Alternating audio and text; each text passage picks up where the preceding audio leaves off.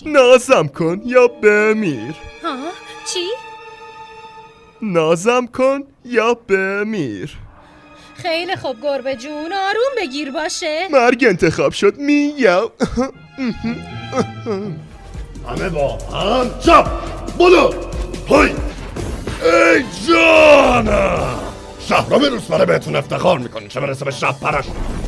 به عنوان شباش چی بهمون میدی پادشاه؟ حالا میتونید از سرزمین من بگذرید و برید پیش اون مادر یخی که اونو آب کنید، ولی الان میتونید اینجا رو رد کنید.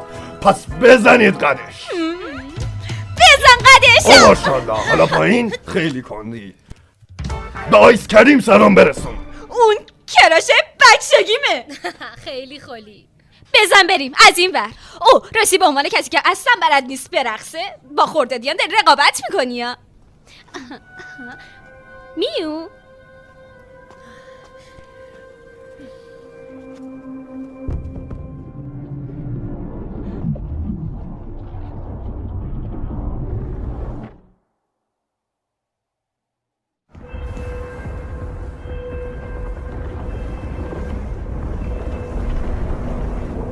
میو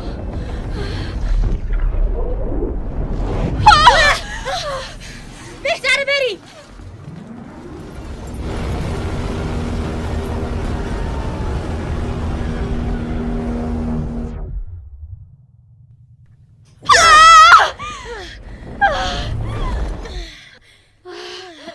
برام سواله که واقعا چی توی اون مغز لعنتیت میگذره؟ چی؟ خیلی حماسی بود.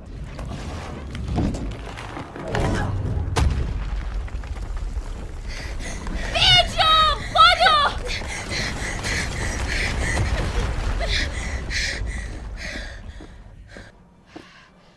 نگهبانا رو رد کردیم. اون باید همینجاها قایم شده باشه. خب قرارمون با پادشاه یخ چیه؟ البته به جز این دیزاین عجیبش. اون خطرناکترین شیطانیه که دنیا به خودش دیده. اون شکست ناپذیره و اون قدرت اینو داره که کل دنیا رو تو یخ فرو ببره. میو؟ ببین چی پیدا کردم.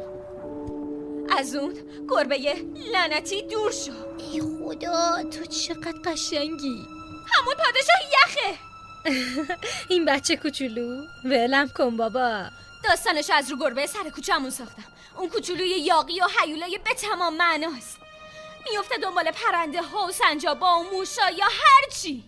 زویی ما این گربه رو نمی‌کشیم. نازم کن یا بمیر. ها؟ چی؟ نازم کن یا بمیر. خیلی خوب گربه جون، آروم بگیر باشه. مرگ انتخاب شد. میاو.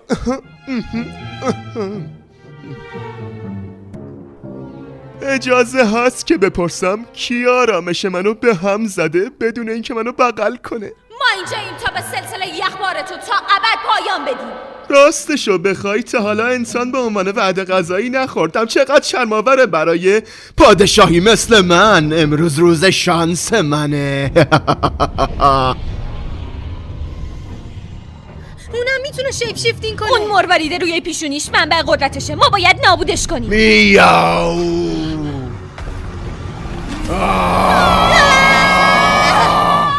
گربه دلش بازی میخواد.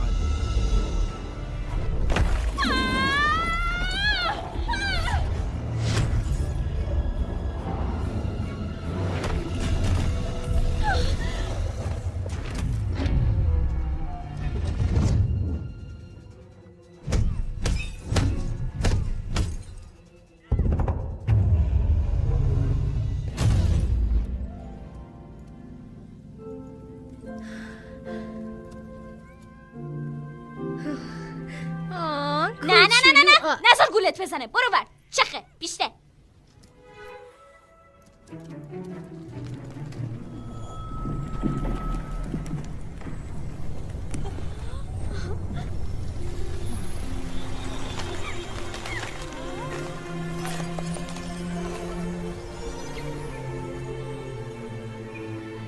ما تونستیم.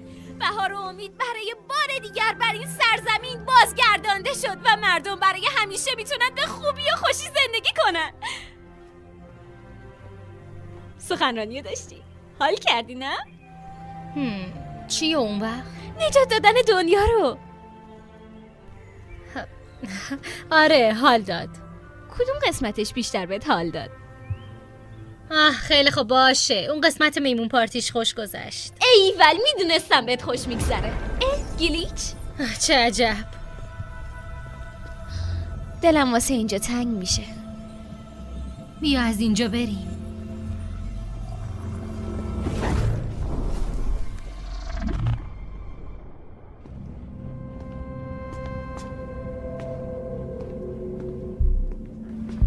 این وضعیت هنوز درست نشده. ببین من یه نقشه دارم، به زودی میارمشون بیرون. دوست ندارم بدونم تهش چی میشه. اتهام ایده دزدی توسط دستگاه ها کم بود، حالا اینم بدبختی دیگه. موضوع ما راجع به خیال نیست. خیال بافی خیلی راحته، همه دارنش. ما داریم خلاقیت هزاران ذهن رو استخراج میکنیم. همشون دارن برای ما کار میکنن تا یه شاهکار خلق کنیم، تا بتونیم زندگیش کنیم، حسش کنیم و لمسش کنیم. قربان میشه تشریف بیارین؟ تو راه هم. من باید برم، فقط بهم اعتماد کنید.